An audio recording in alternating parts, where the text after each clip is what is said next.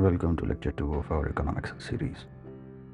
In this session, we begin by addressing a foundational concept: how economists measure the overall size and health of an economy. This measurement is crucial because it guides policy decisions, informs investors, and shapes public understanding about economic well being. The primary indicator economists use for this purpose is gross domestic product, commonly known as GDP. GDP is defined as the total monetary value of all finished goods and services produced within a country's border over a specified period, typically a quarter or a year. It aggregates diverse economic activities ranging from manufacturing and agriculture to services and technology. GDP serves as a comprehensive snapshot of economic performance. It allows us to compare the productivity of different countries, monitor economic growth or contraction over time, and assess changes in living standards. However, it is important to recognize that GDP is a measure of economic activity, not necessarily of economic welfare. It does not account for income distribution, environmental degradation, unpaid work, or quality of life factors. Economists distinguish between nominal GDP and real GDP to better understand economic changes. Nominal GDP calculates output using current prices during the period measured, which means it can be influenced by inflation or deflation. Real GDP adjusts for changes in the price level using constant base year prices to provide a more accurate picture of the true output changes over time. In this lecture, we will explore these concepts in detail, clarifying how GDP is calculated, its components, and its strength and limitations as an economic indicator. Understanding GDP is essential before we advance to analyzing how economies grow and fluctuate, how policies influence economic aggregates, and how macroeconomic stability can be achieved. Next, we delve deeper into the composition of GDP and how it is calculated. GDP is commonly measured using the expenditure approach, which sums up the total spending on final goods and services within the economy. This approach breaks GDP down into four primary components: consumption, investment, government spending, and net exports. Consumption or consumer spending is the largest component of GDP in most economies. It includes all expenditure by households on goods and services such as food, clothing, healthcare, and entertainment. Understanding consumption patterns helps economists gauge the overall demand within the economy and predict trends in growth. Investment refers to business expenditures on capital goods such as machinery, buildings, and technology. It also includes residential construction and changes in inventories. Investment is critical because it determines the economy's future productive capacity and is often more volatile than consumption. Government spending accounts for expenditures by all levels of government on goods and services that directly absorb resources. This includes spending on infrastructure, defense, education, and public safety. Transfers like social security payments are not included in GDP since they do not correspond to production. Net exports represent the difference between exports, goods and services sold to foreign countries, and imports, those purchased from abroad. A positive net export means a country sells more to the rest of the world than it buys, contributing positively to GDP, while a negative net export reduces GDP. Each of these components interact dynamically, reflecting complex economic activities. Policymakers monitor changes in these sectors to assess economic health and design interventions. For instance, a decrease in investment might signal future stagnation, while rising consumption often indicates growing consumer confidence. Through understanding the constituent parts of GDP, we gain a clear picture of what drives economic growth and what factors might signal impending downturns. In the following segments, we will explore the distinction between nominal and real GDP and discuss why adjusting for inflation is vital for accurately interpreting economic data. In this section, we focus on the critical distinction between nominal GDP and real GDP, a concept essential to accurately interpreting economic data over time. Nominal GDP represents the total value of all goods and services produced within a country during a given period, calculated at current market prices. This means nominal GDP captures both changes in the quantity of goods and services produced and changes in their prices. Therefore, If prices rise due to inflation, nominal GDP may increase even if the actual output, the real volume of goods and services, remain unchanged. Real GDP, in contrast, adjusts nominal GDP for changes in the overall price level. By using price from a fixed base year, real GDP isolates the effect of production changes by removing distortions caused by inflation or deflation. Consequently, real GDP gives a clearer picture of an economy's true growth by showing how much the quantity of goods and services has increased or decreased, regardless of price fluctuations.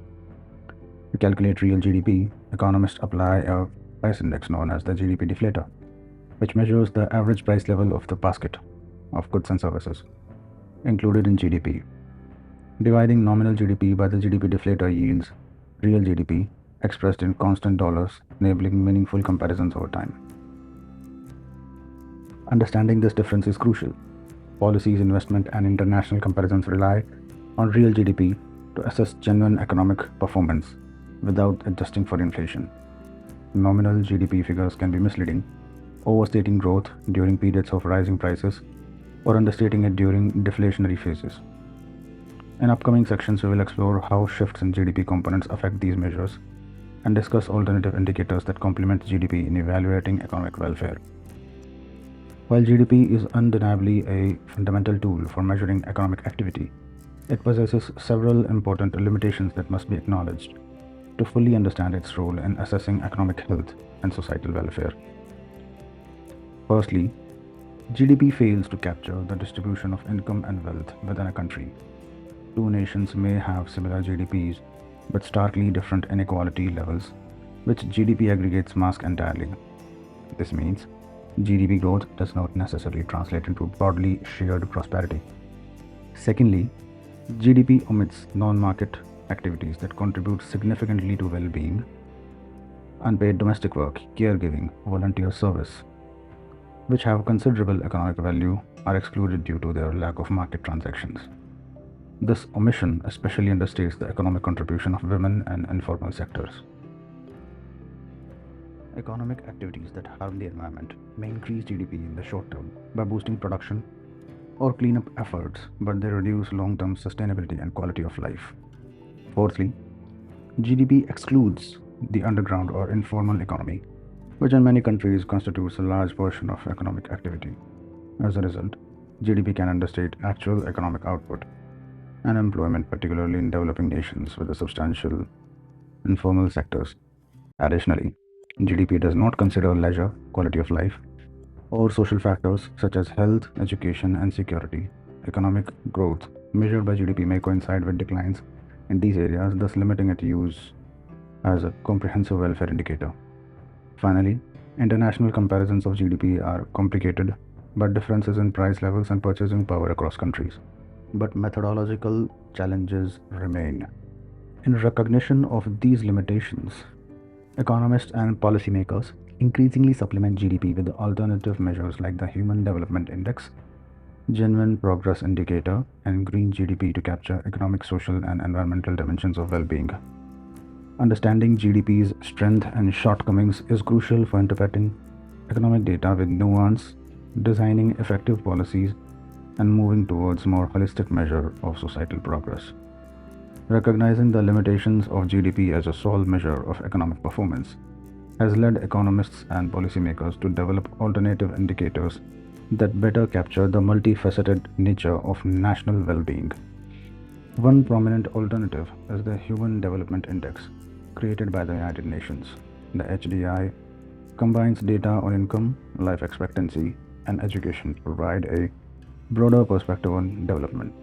By including health and education economic output, HDI reflects social progress and human capabilities beyond mere market transactions. Another innovative measure is the Genuine Progress Indicator, which builds upon GDP by adjusting for factors such as income inequality, environmental degradation, and the value of unpaid work, like volunteering and household labor. Unlike GDP, which registers all economic activity as positive, GPI subtracts the cost associated with crime, pollution, and resource depletion, offering a more nuanced view of sustaining well-being. Green GDP further seeks to quantify economic progress while accounting for environmental costs. It deducts expenses related to pollution control and natural resource exhaustion, aiming to align economic measurement with ecological sustainability.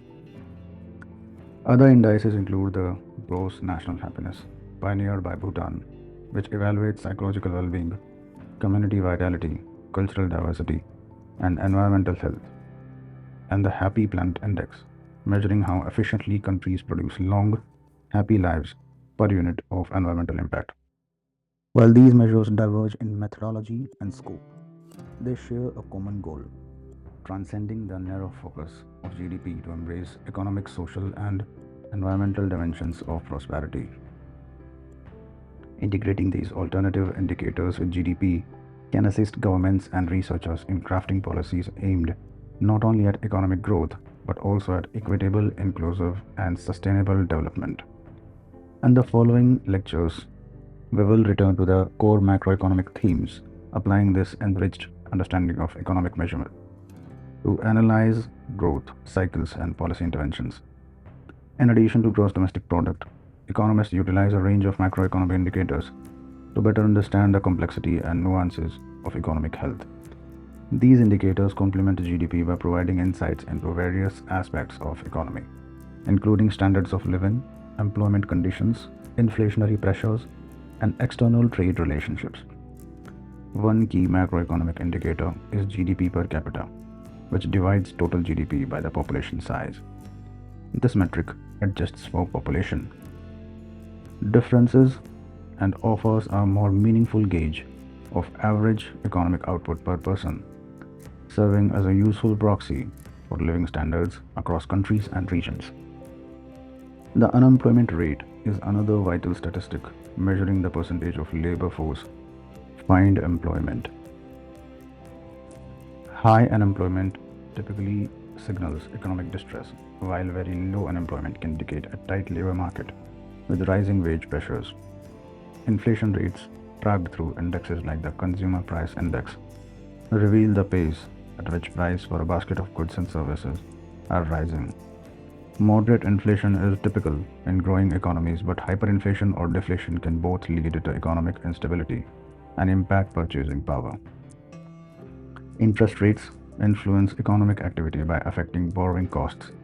For consumers and businesses, central banks adjust policy rates and stabilize growth, making interest rate trends key to understanding monetary policy impacts. Balance of payments and trade deficits provide a snapshot of a nation's economic transactions with the rest of the world. Persistent deficits or surpluses can affect currency strength and reflect deeper structural economic issues.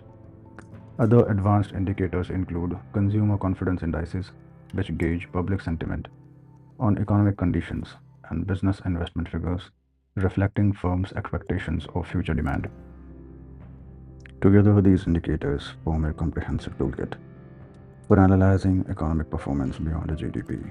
They allow economists to diagnose strengths and weaknesses in the economy, anticipate cyclical changes, and evaluate the effectiveness of fiscal and monetary policies.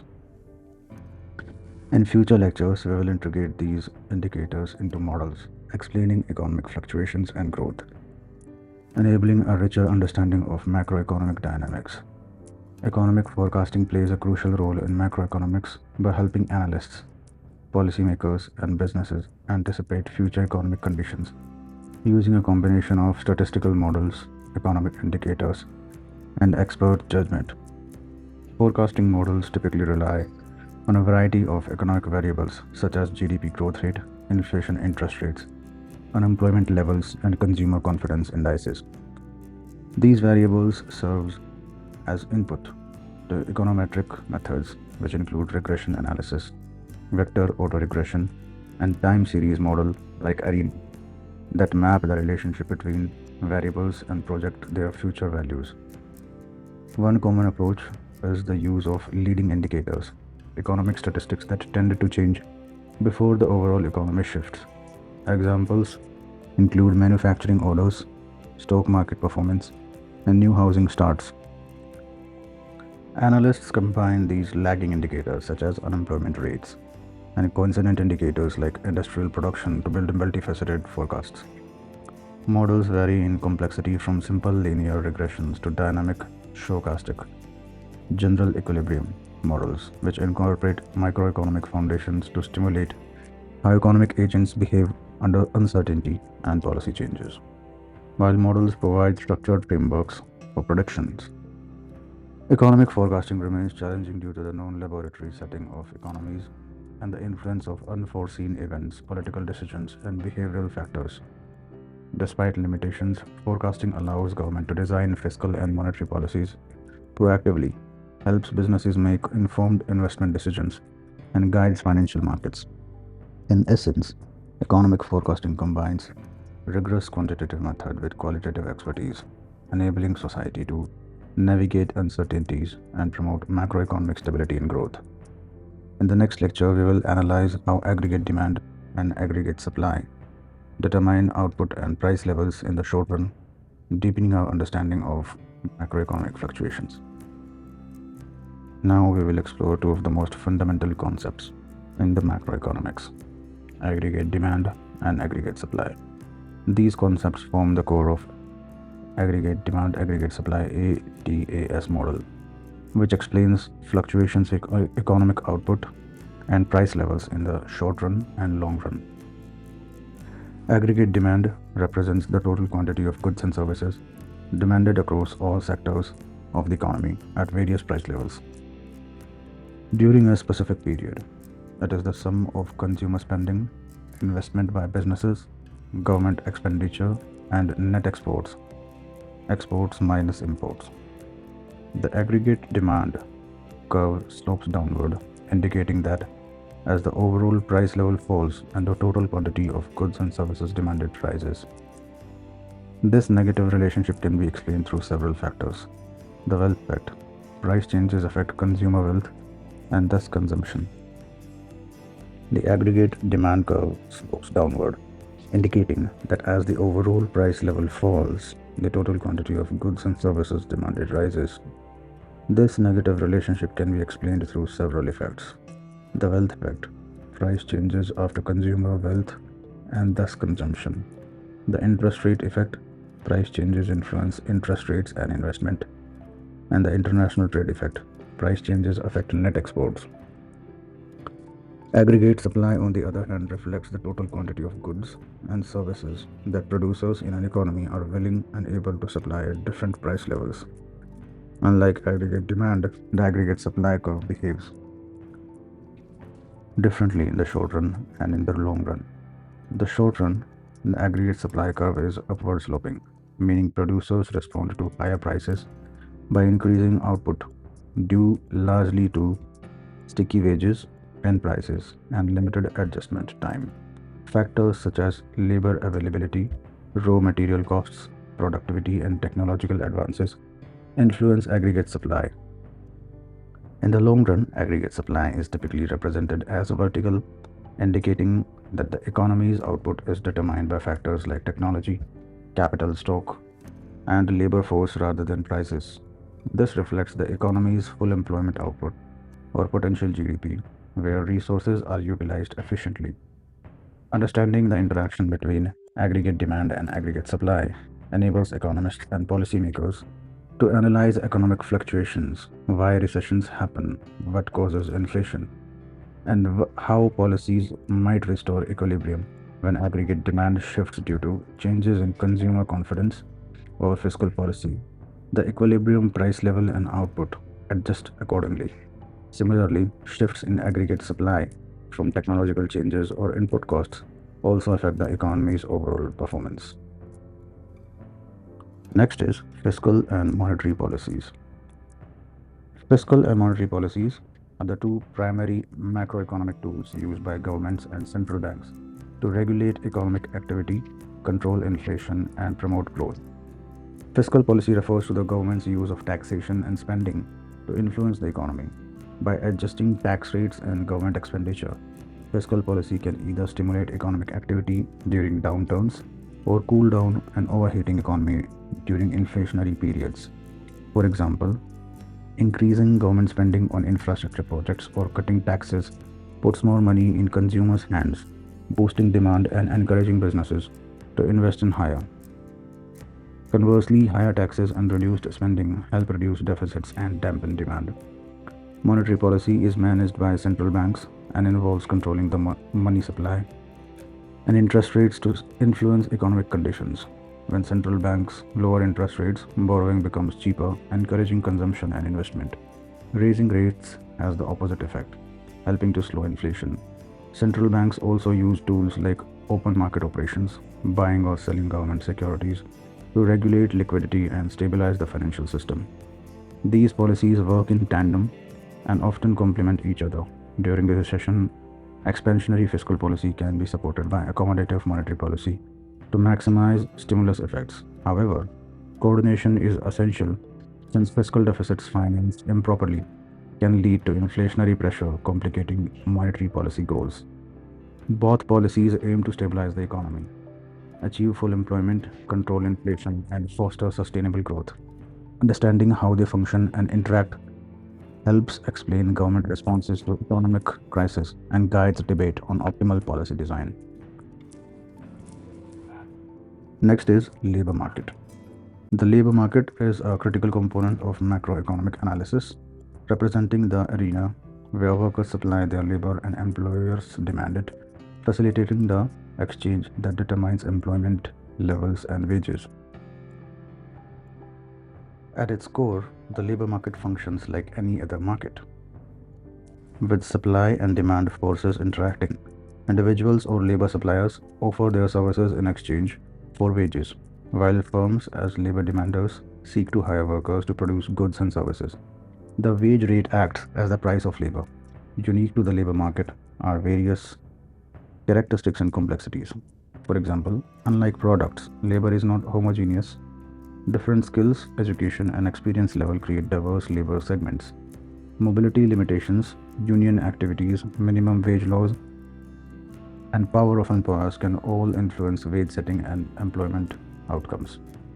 Macroeconomic analysis of the labor market focuses on aggregate variables such as the unemployment rate, labor force participation rate, and the employment levels.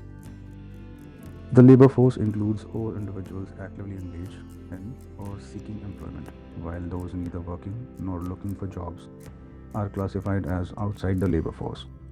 Unemployment arises when the supply of labor exceeds demand at prevailing wage levels, manifesting in joblessness despite willingness to work. Economists distinguish between types of unemployment: cyclical, due to economic downturns; structural, mismatch of skills; and frictional, time lag in job search. Understanding labor market dynamics is essential because labor is a primary factor of production and a major component of national income and welfare. Shifts in labor demand and supply influence inflation, growth, and social stability, making it a focal point for both macroeconomic policy and social planning. Thank you for tuning in. This is it for this lecture.